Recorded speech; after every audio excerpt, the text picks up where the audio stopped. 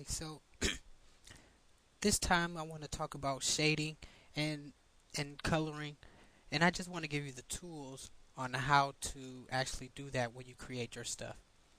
What I'm going to do is I grab my marquee tool, which is in the tool palette over here. I'm going to pretty much drag and hold shift to get a perfect circle. Then I'm going to go down to my color chips, and I'm going to select the color that I want, and I'm going to go with the red. I'm going to hit control backspace because that well, actually, let me get into another layer first, then control backspace. That gives me the background color, and I'm going to start another layer with the same marquee tool. I'm going to make my black my background color, control backspace, hit the letter V, and I'm going to actually select both of these, move this over a little bit, move this down behind the ball, hit the letter G for my gradient tool, hit this mask over here below.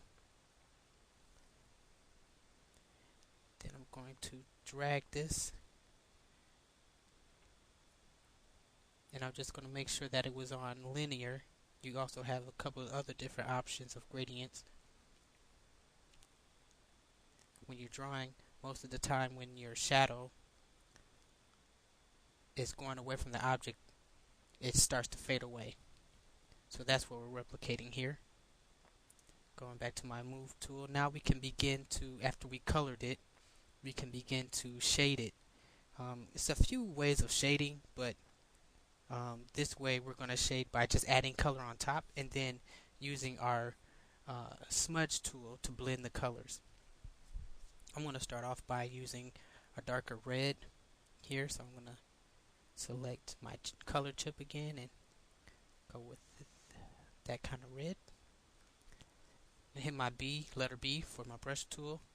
Make the brush a little bit bigger by hitting the right bracket.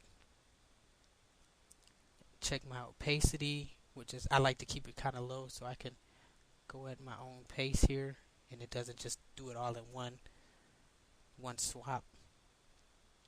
So I'm going to just darken this in and you can see how it is. And after that, I'm going to go over to my smudge tool. Now, the shortcut for the smudge tool is actually R, but sometimes you have your blur or sharpen tool already highlighted, so you can just click on this. And I'm going to make that a little bit smaller. I'm going to make it a little bit bigger and just kind of blend this in. You can also check the strength. You can have it stronger or lighter if you want. Like I said, I usually go pretty slow with it, so my blending can get a little bit smoother.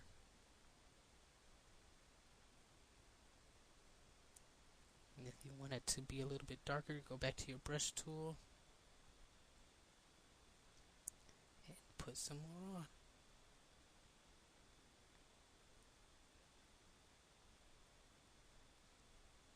Go back to my smudge tool, hit the letter R.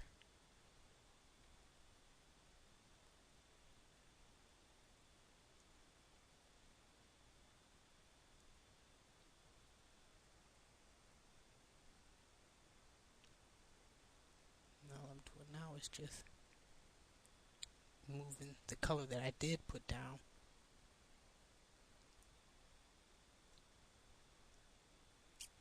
And now I'm going to put some highlights down, so I'm going to change, well, let me start a new layer.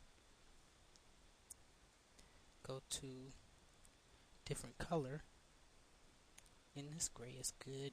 Say OK. Put my brush tool, hit the letter B, check my opacity, and I'm just going to go to my smudge tool, hit the letter R, and begin to move this around. And you can see how it's starting to form up. And that's how you get your highlights and your shadows.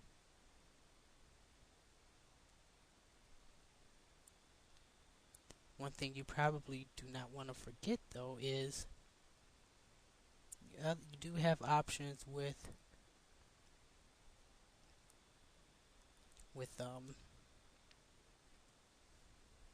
your different layering modes. So you can actually change that and you start to see the different ways to highlight it. And you as the artist can choose what you like and what you don't like.